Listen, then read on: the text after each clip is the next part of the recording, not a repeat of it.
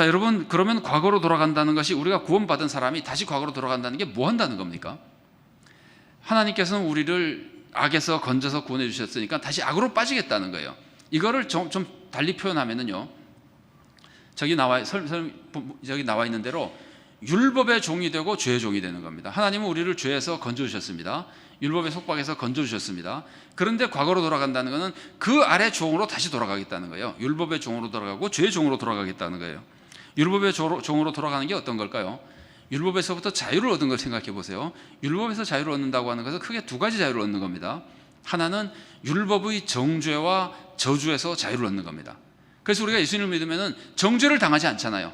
그리스도인에게는 정죄함이 없다 그러잖아요. 죄를 다 용서받는 거거든요. 그리고 죄를 용서받았으니까 저주를 받지 않아요. 그래서 하나님의 자녀의 구원과 축복을 받는 거거든요. 이게 첫 번째 자유입니다. 그런데 우리가 이 자유에서부터 돌아가려고 하는 사람은 없을 거예요. 내가 다시 율법의 저주를 받겠다, 그러고 싶은 사람은 없잖아요. 그래서 우리가 이건 오늘 생각하지 않겠습니다. 두 번째 율법에서 자유를 얻었다고 하는 것은 뭐냐면은 율법주의에서부터 자유를 얻었다는 거예요.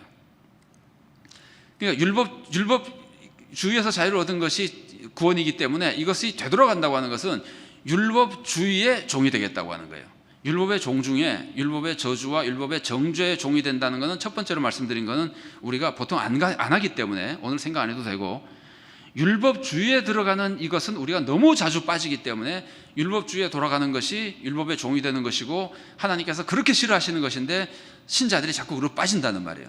갈라디아 교회도 거기 자꾸 빠지고 있었거든요. 그래서 지금 바울이 안타깝게 그리로 가면 안 된다고 가르치고 있는 겁니다. 여러분, 율법주의에 빠지게 되면 어떻게 되냐면요, 율법주의에 빠지면은 내가 율법을 지킨 나의 행위로, 나의 공덕으로 구원을 받으려고 하게 됩니다. 그래서 이런 사람은 율법을 한 자라도 어기지 않고 다 지키려고 합니다. 율법을 잘 지키는 것은 좋은 것인데 그 마음가짐이 내가 율법을 지키지 않으면 구원받지 못하고 내가 율법을 지키는 것으로 구원받아야 되기 때문에 아주 강박관념 속에서 율법을 지키는 거예요. 그런데 아무리 그래도 율법을 지키지 못합니다. 그러니까 율법을 지키지 못하기 때문에 죄책감에 빠지는 거예요. 좌절하는 거예요.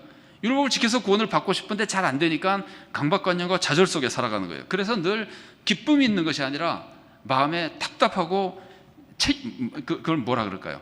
하여튼 얽매여 사는 거예요. 율법에 얽매여 사는 거예요. 제가 예를 들어 보겠습니다. 우리는 다 구원받아서 하나님의 은혜에 감사하며 예배드리러 나왔잖아요. 그런데 만일 우리가 율법주의에 빠지게 되면은, 율법주의에 빠져서 예배를 드리는 사람, 내가 주일날 예배를 잘 드리는 그 행위로 내가 구원을 받겠다, 이런 사람은요, 율법주의에 빠져 있기 때문에 주일 예배는 잘 참석합니다. 잘 참석하는 그거는 좋은 일입니다. 그런데 잘 참석하는 그 마음가짐이 내가 구원받기 위해서 잘 참석하기 때문에 한 번이라도 내가 결석하면 안 된다고 하는 강박관념이 있습니다. 이런 강박관념에 빠지게 되면은 가족이 아파도, 지금 당장 가족을 돌봐줘야 돼도 가족 돌봐주는 거를 예배 드리는 거와 갈등을 일으키고 견디지 못하고, 여러분 뭐라 그럴까, 심지어는 가족을 돌보지 못하고 예배 참석해야 될 만한 그런 강박관념 속에 산다는 말이에요. 여러분 생각해 보세요. 우리 같이 예배 드리다가 옆에 사람이 갑자기 쓰러지면은 예배를 내가 계속 드려야 됩니까? 없고 빨리 병원으로 데려가야 됩니까? 제사가 중요합니까? 순종이 중요합니까? 순종이 제사보다 낫잖아요. 이웃이 어려운 일을 경험하면 당장 도와줘야 되잖아요. 예배를 드리다가라도 그 사람을 우선 살리기 위해서 도와줘야 되는 거거든요. 근데 율법주의라고 하는 거에 빠져버리면은 그거를 해야 되는지 안 해야 되는지 판단을 잘 못하는 거예요. 예배를 빠지면 내가 구원 못 받는다고 생각하기 때문이에요. 율법주의라는 것이 이렇게 사람을 얽매이는 겁니다.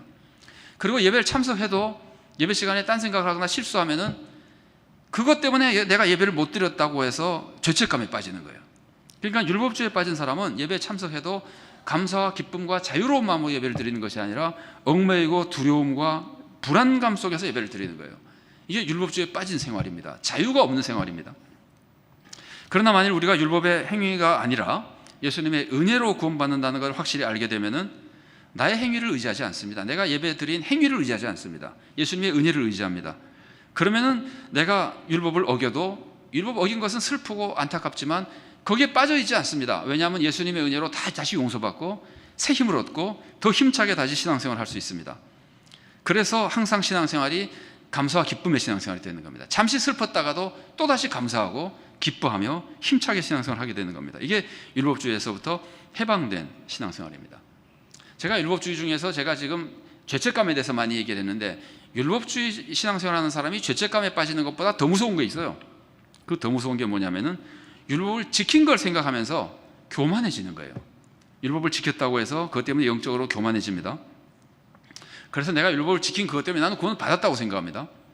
내가 율법을 지키는 나의 행위로 구원을 받으면은 예수님의 십자가가 많이 고마울까요? 별로 안 고마울까요? 내가 신앙생활 잘해가지고 구원 받았는데 십자가가 뭐가 그렇게 많이 고맙겠어요? 내 힘으로 구원을 받는데. 그래서 이런 사람들은 예수님의 은혜를 의지하지 못하게 되는 겁니다. 율법주의에 빠지면은 예수님의 은혜를 의지하지 못하고, 그래서 은혜를 의지하지 못하니까 진짜 파멸의 길을 가는 겁니다. 율법주의에 빠지고 나면은 율법을 지키지 못해도 파멸이죠.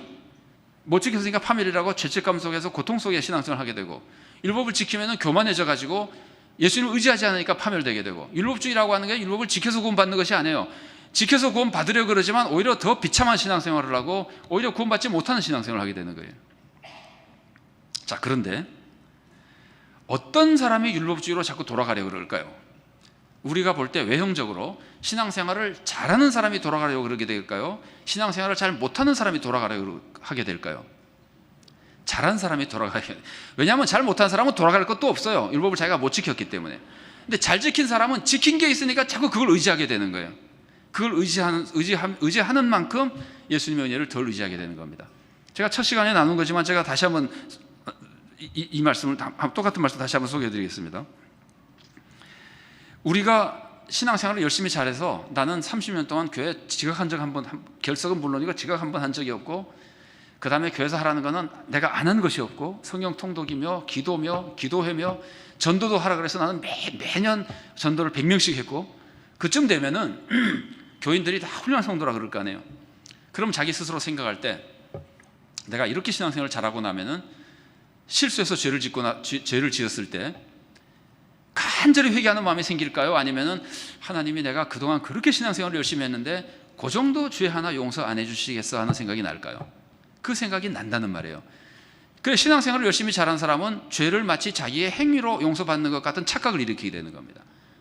그러면은 그 죄에 대해서는 예수님의 은혜를 의지하지 않고 자기를 의지하게 되는 겁니다. 그래서 주님으로부터 멀어지는 겁니다. 그래서 신앙생활을 열심히 잘한 사람이 워낙 율법주의에 빠질 위험이 크기 때문에 사도 바울은 이게요, 보통 사람만 그런 게 아니라 사도 바울도 그랬다는 말이에요. 사도 바울도 자기가 신앙생활을 잘하다 보니까 자꾸 율법주의에 빠지려고 그러는 거예요. 그래서 사도 바울이 자기가 신앙생활을 잘한 거를 뭐로 여겼다고요? 해로 여기는 겁니다. 그냥 배설물로 여긴 정도가 아닙니다. 해로 여긴 겁니다. 이 말씀을 제가 이번 집회 속에 오늘 세 번째 읽는데 또 읽어보겠습니다. 빌립보서 3장 7절부터 9절까지의 말씀 같이 한번 읽어보겠습니다. 그러나 나는 내게 이루었던 것은 무엇이든지 그리스도 때문에 해로운 것으로 여기게 되었습니다. 그뿐만 아니라 내 주 예수 그리스도를 아는 지식이 가장 고귀함으로 나는 그 밖에 모든 것을 해로 여깁니다. 나는 그리스도 때문에 모든 것을 잃었고 그 모든 것을 오물로 여깁니다. 나는 그리스도를 얻고 그리스도 안에 있는 사람으로 인정받으려고 합니다.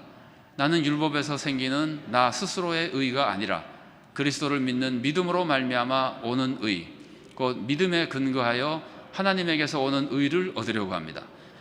그리스도만 의지해야 된다고 믿는데 자기가 선행을 많이 할수록, 옛날에는 율법 잘 지키고 뭐 할례 받고 이런 거 자랑거리였고, 지금은 삼층천에 올라갔다 왔고, 누구보다도 방언을 많이 한 사람이고, 누구보다도 병을 많이 고친 사람이고, 죽은 사람도 살린 사람이고, 선교 누구보다도 많이 했고, 수많은 교회를 세웠고, 아니 성경도 이렇게 많이 썼고, 그러니까 이게 얼마나 자랑거리예요. 자기의 의로 이루는. 그런데 사도 바울은 내가 그걸 볼 때마다 그리스도부터 멀어진다는 거예요. 자기 의 때문에. 그래서 사도 바울은 그것을 해로 여기는 겁니다. 여러분, 우리로 치면은 뭐 바울처럼은 되지 못했다 하더라도 우리도 예배 열심히 드리고 성경도 많이 읽고 기도도 많이 하고 전도도 많이 하면은 그것이 나에게 바울처럼, 바울도 그랬으니까 우리는 더할 위험성이 더 많죠. 바울보다 우리가 부족한 모습이 많으니까 우리도 율법주의에 빠질 위험이 있다는 말이에요. 그래서 우리도 그것을 바라볼 때마다 해로 여겨야 되는 겁니다. 그런데 여러분 생각해 보십시오. 신앙생활 잘하면 보통 그걸 해로 여기지 않고 자랑스럽게 생각합니다. 선한목자교회 나는 초창기부터 다녔다. 창립 멤버다. 해로 여겨야 됩니다. 그런데 우리는 그걸 자랑스럽게 생각할 위험성이 많다는 말이에요. 성경 통독하라 그러면 다 하고, 그러면 그것을 자랑스럽게 생각하려고 그러는데 그게 사실은 해가 된다는 말이에요. 이게 신앙생활의 딜레마입니다. 우리는 예배 드려야 됩니다. 전도해야 됩니다. 성경 읽어야 됩니다. 이 모든 것이 다 좋은 일입니다. 그런데 좋은 일을 딱 해놓고 나서 그것을 자랑거리로 여기는 순간 그것이 우리를 망치는 것이 되는 거예요. 물론 그게 사탄이 유혹하는 거예요. 그래서 우리는 최선을 다해서 순종하고 헌신한 후에 우리는 그것을 해로 여기는 마음을 가져야지만 율법주의에 빠지지 않고 주님의 구원의 은혜 안에서 진정한 축복의 삶을, 구원의 축복의 삶을 살아갈 수 있게 되는 겁니다.